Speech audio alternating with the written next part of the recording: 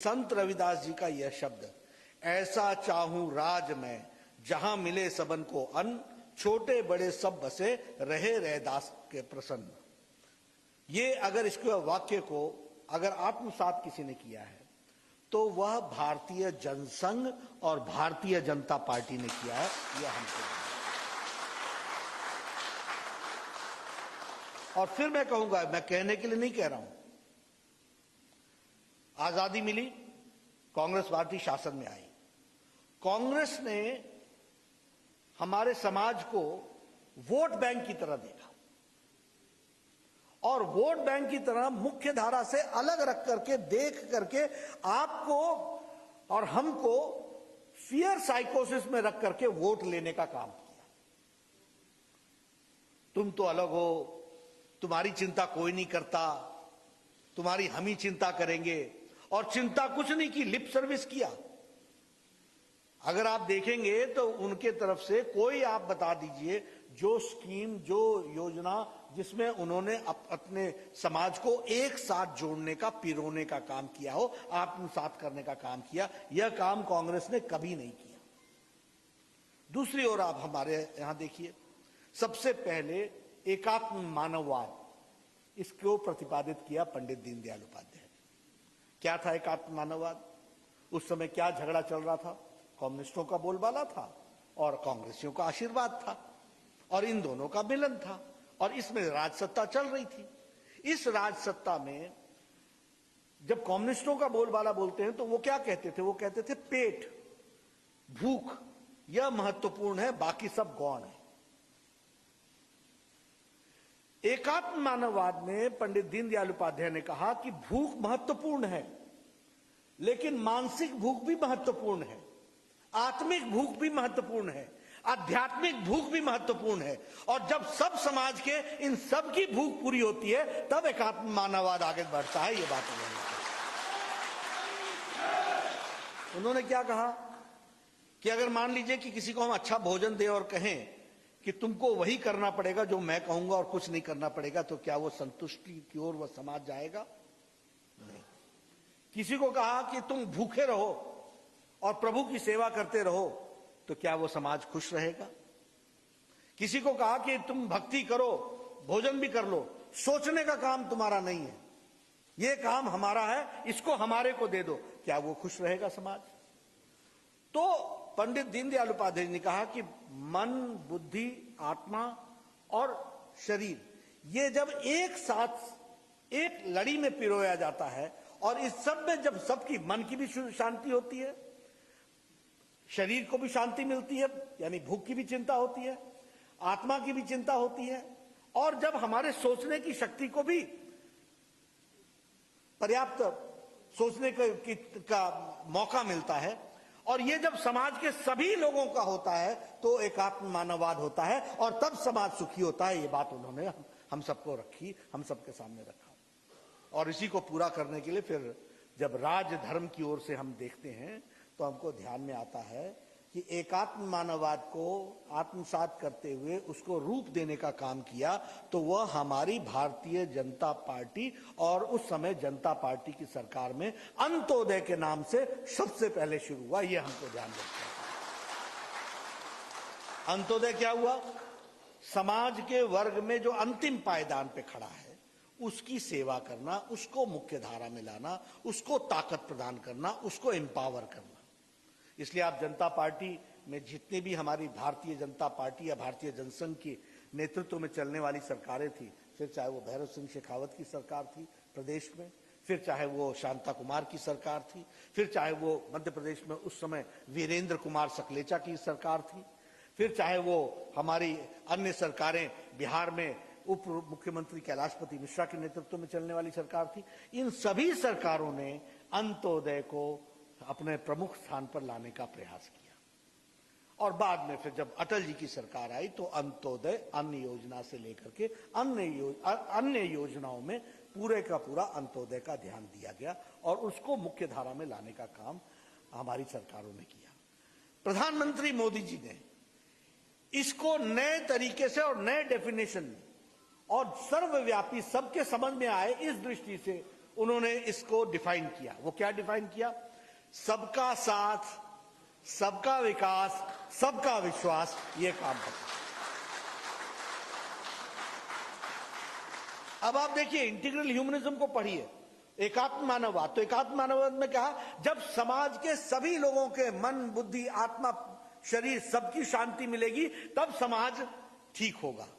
उसको ठीक करने के लिए अंत्योदय आया। उसको ठीक करने के लिए एक साधारण तरीके से विषय को रखा गया कि सबका साथ, यानी समाज रचना में सब बराबर के हिस्सेदार है। सबका साथ, सबका विकास और सबका विश्वास, ये हम समझ सके, ओनरशिप बन सके, इसको हमने पूरा किया।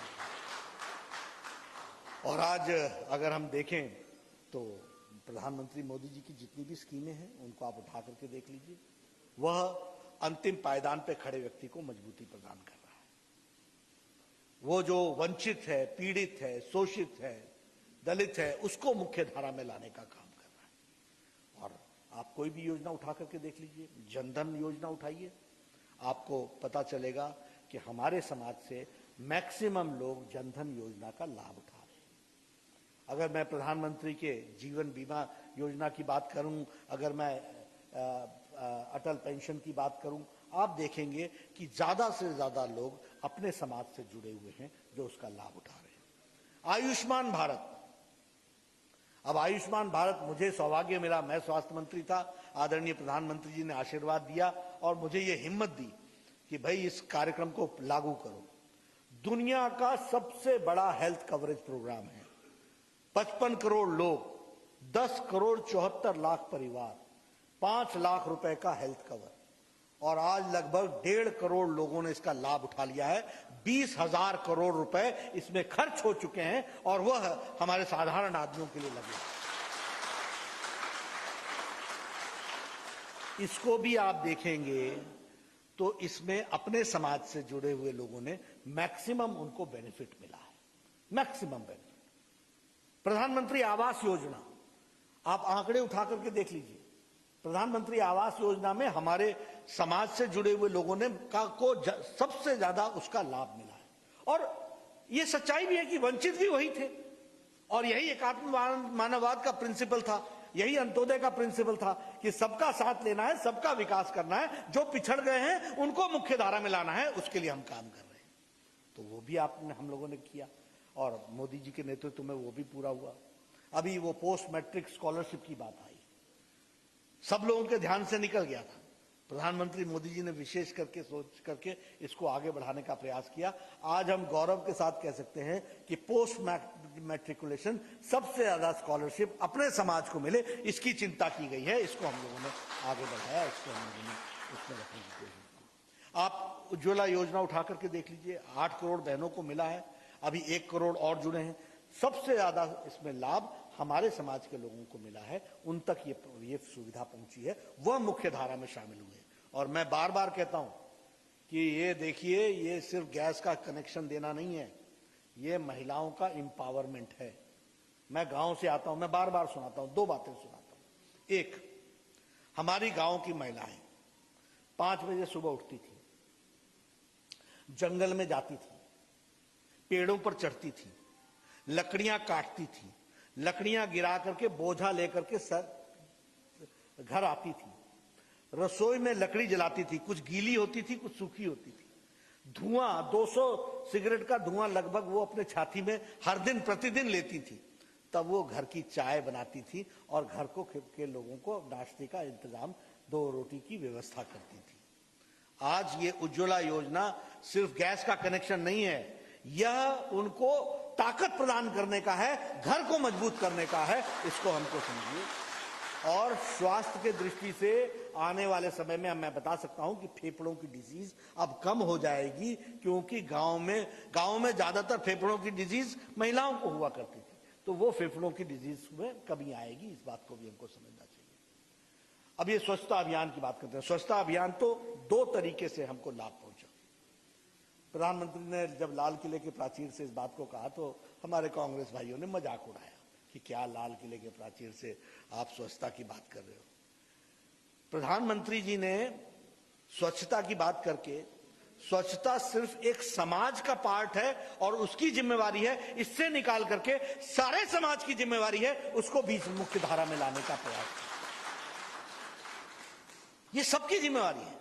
रिस्पेक्टेबिलिटी, स्वच्छता को अपने साथ आत्मसात करना और उसको इज्जत देना, ये काम प्रधानमंत्री जी ने इस मामले में किया। और महात्मा गांधी के बाद उस छोड़े हुए एजेंडे को आगे बढ़ाने का काम और उसको कार्य रूप देने का काम किया तो वो हमारे नरेंद्र मोदी जी, हमारे प्रधानमंत्री जी ने किया। ये बात हमको ध्यान रखना। और इतना ही नहीं, अच्छा नहीं लगता बोलते हुए, मैं तो देखो भैया जमीन से आया वो आदमी, घर घर गांव गांव घूमा हुआ आदमी। हमारे भाई साहब बैठे हुए हैं, मैं इनके साथ पूरे 4 साल रहा हूं और मैंने सब कुछ देखा है। क्या होता था कि हमारी महिलाएं, हमारी बहनें गांव के बाहर सड़क पर शौच जाने के लिए अंधेरे का इंतजार करती थी और सुबेरे सुबेरे सूर्योदय से पहले का इंतजार करती थी। आज मोदी जी ने 100% ओपन डेफिकेशन फ्री भारत को बना दिया है। 11 करोड़ इज्जत घर बनाए हैं। 11 करोड़, यानी 11 करोड़ 130 करोड़ में 11 करोड़ बहनें को इज्जत देने का काम किया तो नरेंद्र मोदी जी ने किया, मुख्य धारा में शामिल करने का प्रयास किया। क्या तस्वीर थी भारत की। और ये ज्यादा दिन 6 साल पहले की बात सुना रहा हूं आपको। आप देखेंगे झुंड के झुंड हमारी बहनें बेचारी शाम को लोटा लेकर के जा रही होती थी। सड़क के किनारे कोई इस तरीके की व्यवस्था, कोई व्यवस्था नहीं थी, कोई पूछने वाला नहीं था। ये छोटी घटना नहीं है और इसको आपने और हमने रिकॉग्नाइज किया, ऐसा नहीं है। संयुक्त राष्ट्र ने इसको रिकॉग्नाइज किया है। इसको भी समझना चाहिए कि प्रधानमंत्री मोदी जी को, उन्होंने कहा कि पृथ्वी की चिंता करने वाले लोगों में प्रधानमंत्री मोदी जी, ये हमको समझना चाहिए। ये छोटी घटना नहीं है। उसी तरीके से सौभाग्य योजना, मैं गया था लखनऊ के पास के उसमें, वहां एक हमारा दलित भाई था, उसके घर में उसने कहा स्विच जो ऑन करने के लिए मेरे घर में बिजली आई है, आप आएंगे। मैंने कहा चलो मैं चलता हूं। तो उसने क्या कहा, वहां लखनऊ के पास का गांव है, एयरपोर्ट के पास का गांव है। मैंने कहा कितना समय लगता है, बोलता 20 मिनट लगेगा। मैंने कहा चलो 1 घंटा भी लगेगा, चलेंगे, जरूर चलेंगे, चलते हैं। बेचारा गरीब सज्जन हमारा दलित भाई था, तो उसने हमारे लिए बहुत अच्छी व्यवस्था की थी। आए बैठे, उसने स्विच जलवाया और अपने तरफ से उसने कहा, पर उसने जो वाक्य कहे वो बड़े जोरदार थे। उसने कहा बाबूजी मजा आ गया। मैंने कहा क्या मजा आया। बोला मजा ये आया कि हम बिजली के लिए जाते थे तो जूनियर इंजीनियर हमको डांटता था, है चले जाओ बिजली लेने आए, तार है तेरे पास? तो नहीं तार नहीं है। तो कहां से बिजली लगेगी? जाओ। सरकार की योजना ऐसी थोड़ी ना मिलती है। सौभाग्य योजना आई और सौभाग्य योजना में तय हुआ कि हर घर को बिजली पहुंचाई जाएगी, भारत सरकार के पैसे से पहुंचाई जाएगी, इस बात की व्यवस्था की।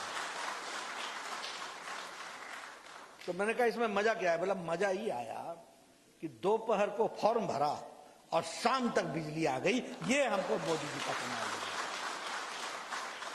और नहीं तो पहले बोलते थे कि गांव वालों को बोलो खंबा लेके आओ, मतलब गांव वाले खंबा उठाएं। मैं सच बोल रहा हूं कि नहीं? गांव की बात बोल रहा हूं कि नहीं बोल रहा हूं? जो भी गांव के रहने वाले हैं उनको जो जूनियर इंजीनियर यही बोलता था, अच्छा चल तेरे लिए एहसान किया मैंने, आधी तार तू खरीद, आधी मैं दूंगा। जैसे भारत के सरकार के खजाने से निकालने का काम उसका है, बड़ा भारी एहसान कर रहा है। मोदी जी ने ऐसा स्थिति बना दी कि जेई पूछते पूछते फिरता है, मेरे गांव में कितने रह गए बगैर बिजली के, ले जा कनेक्शन, नहीं तो हमारा कनेक्शन डिस्कनेक्ट हो जाएगा।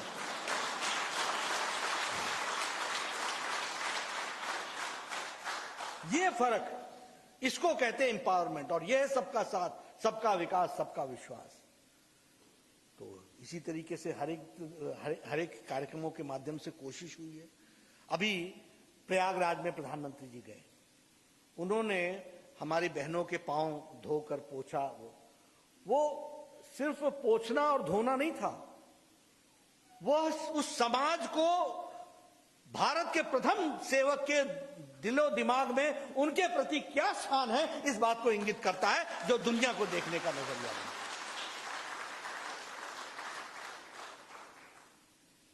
हमारे संत रविदास जी, भगवान रविदास जी के जन्म स्थान पर जाने वाले प्रथम प्रधानमंत्री 2 बार अगर काशी में गए तो वो नरेंद्र मोदी जी गए हैं, ये हमको समझना। तो ये मैं आपके सामने ये सारी बातें इसलिए रख रहा हूं कि अभी वो जो काशी में गुरु रविदास उद्यान बन रहा है, बहुत बड़ा उद्यान बन रहा है, ये भी काम किसी ने लिया तो नरेंद्र मोदी जी ने लिया है, यह भी हमको समझना चाहिए। और समाज को सबको एक साथ लेकर के चलने की ताकत, इसको भी देने का जो सामाजिक समरसता के साथ जो कोशिश हुई है, उसको करने का काम प्रधानमंत्री मोदी जी के नेतृत्व में हुआ है। इसलिए मेरा एक निवेदन जरूर है कि देखिए, यह भी मान करके चलिए कि कोई भी भारत को शक्तिशाली देखना में प्रश्न खड़े करने कई लोगों की आदत होती है, और भारत को शक्तिशाली मोदी जी के नेतृत्व में बना है और बनाना है और आगे बढ़ाना है, इस बात को हमको समझना चाहिए। लेकिन समाज में विघटनकारी शक्तियां भी बहुत अग्रसर होती हैं, वह भी समाज में भ्रम पैदा करने का प्रयास करती है। अब कांग्रेस के बारे में मैं क्या कहूं, मैं तो फिर बोलूंगा जमीन से आया हूं। जब पहली बार चुनाव लड़ने आ गया तो जानते हैं क्या कहा, ये तो दरिया के उस पार का है, जैसे कि मैं पाकिस्तान का हो गया। ये तो दरिया के इस पार का कैंडिडेट होता तो अच्छा था। मैंने कहा कोई बात नहीं, जनता हमको आशीर्वाद देगी, उसके बाद मैं बताऊंगा उस पार या इस पार, भारत सारा एक साथ, इसको हम समझाएंगे, ये हम बताएंगे। हमने पूरा किया। भाई को भाई से लड़ाना, पहाड़ को पहाड़ से लड़ाना, मैं पहाड़ का हूं इसलिए आपको बता रहा हूं। सड़क तो निकालना चाहता था, लेकिन क्या करें, इस पहाड़ से निकालें या उस पहाड़ से निकालें। दोनों पहाड़ के गांव को लड़ा दिया, 20 साल निकल गए, न इधर निकली न उधर निकली सड़क। अपने आप भाई को भाई से लड़ाना। बिजली तो देना चाहते थे, लेकिन खंबा कहां लगाएं, उसके खेत में लगाएं या इसके खेत में लगाएं, हो गया झगड़ा, निकल गए 10 साल। यही काम इन्होंने किया, और आज भी इनकी नीति चले तो ये भाई को भाई से लड़ाने में पीछे नहीं रहेंगे, इसको हमको समझना चाहिए। इसलिए हमको एकजुटता के साथ समाज को, सबको साथ लेकर के चलो, सबका साथ, सबका विकास, सबका विश्वास, और सबके प्रति संवेदनशील रहना। आज अगर हम जन्म जयंती भगवान रविदास जी की मना रहे हैं, तो सच्ची जयंती तभी मनेगी जब हम बड़े दिल से सबको आत्मसात करके चलेंगे, और जो बेचारा समाज का व्यक्ति पीछे छूट गया है, उसके लिए रुक करके उसको आगे बढ़ाने का काम करेंगे, साथ ला करके खड़ा करेंगे। ये हमारा काम है। और इसलिए हम आपसे भी निवेदन करेंगे, मैं अपने आप से भी निवेदन करूंगा। मैं अभी लाल सिंह आर्या जी को और सतीश जी को बैठा बैठा सुना रहा था कि हमारे लोगों का नजरिया, हम लोगों को किस तरीके से उसको आत्मसात करने वाला नजरिया बनाना है।